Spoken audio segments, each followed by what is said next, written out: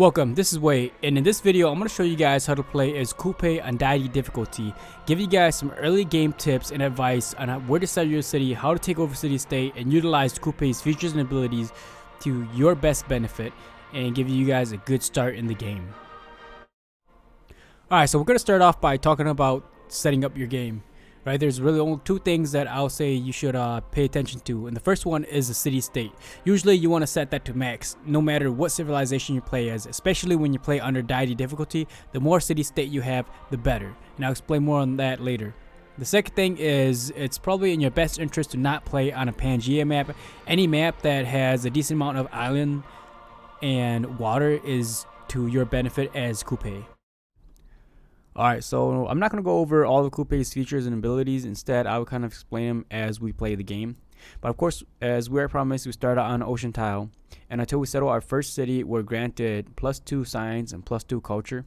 So what this means is that you'll be given a few turns to sail your settler around to look for a good spot to settle your city. And I like to say that the game usually likes to start you out either at the North Pole or the South Pole. So if you move your warrior using him to scout out first in a certain direction, and you find it that you have found a bunch of tundras in one direction, I would suggest moving your settler in the opposite direction. So it looks like here we found a city state. So just to go over why I recommend setting your city states to max is because while playing on a higher difficulty than Prince, especially on Deity, the AIs have a bunch of bonuses over you, and one of them is the ability to produce settlers a lot faster than you do. So what this means is that they'll be able to build cities, and they'll be able to expand much quicker than you do, get more science and culture than you do. So one way to combat this early on in the game is to just capture as many city states as you can.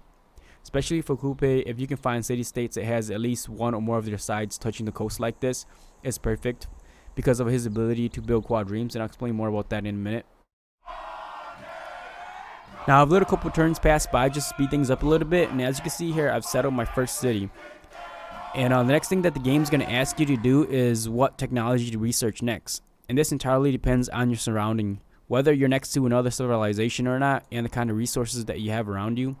If there is another civilization around you, you'll probably want to go towards archery just so that you can defend yourself. Because playing on Deity, the AIs will attack you as soon as they can. And so the technology here, as you can see here, I've got stone and I've got tobacco. Stone requires mining, which I can research right away. Tobacco is going to require irrigation, which I'm going to have to research pottery first. So being given my free builder, I want to put him to use right away. So I'm going to go with mining. Now the next thing that the game is going to ask you to do is what to produce out of your city. And as you can see here, I've settled right next to the coast, and I highly recommend this playing as Kupe.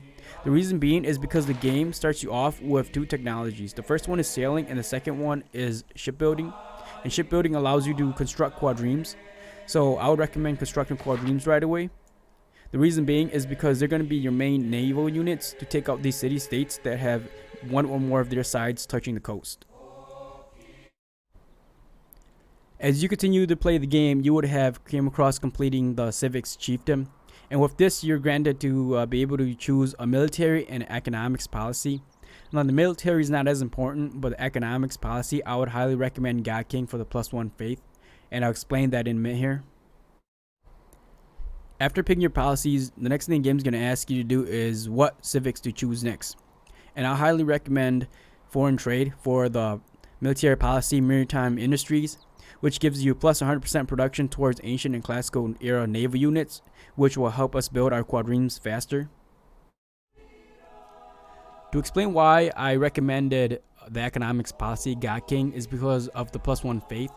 And the reason for the +1 faith is because you want to found a pantheon. And the pantheon that you want to choose is God of the Sea for the +1 production from fishing boats.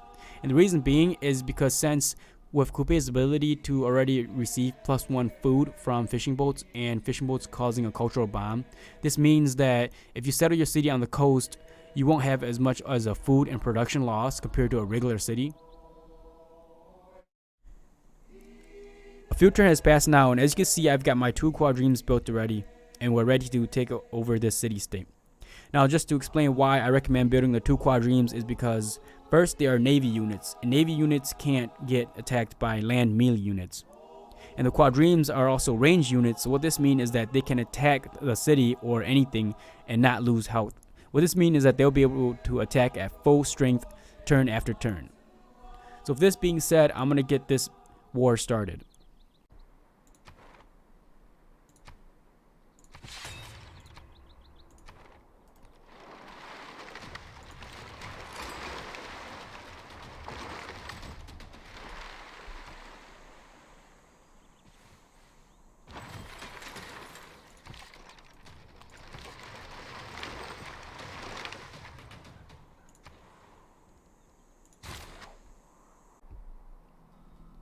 Now, I just want to stop here just to kind of explain on why I chose to build slingers. And the reason why I chose to build slingers is because I want to be able to upgrade them into archers, and then the same thing as quadremes, since they are range units, will be used to attack and help out taking any city-states on land or with only one of their sides touching the coast. And then just to also explain why I have my warrior over here is because range units can't take over a city. So either a naval melee unit or a land melee unit has to take over the city, and that is why my warrior is over here.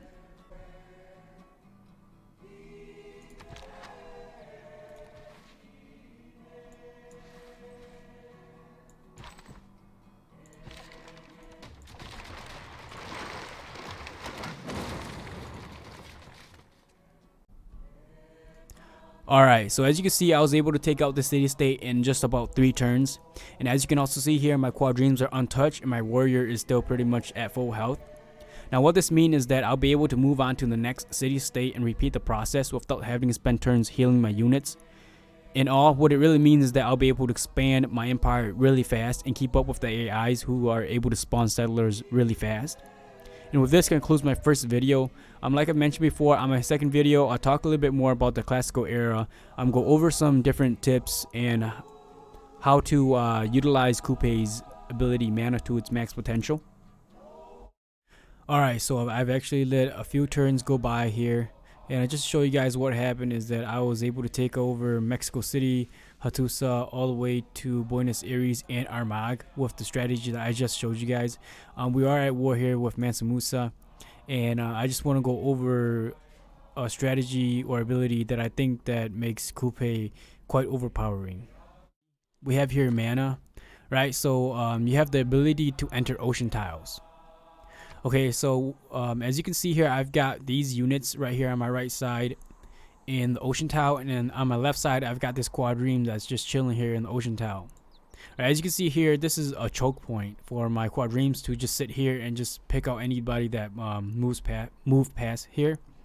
And the reason why this is powerful is because since I'm able to occupy ocean tiles, and early on in the game like this, the AIs don't have the ability to construct quadremes yet.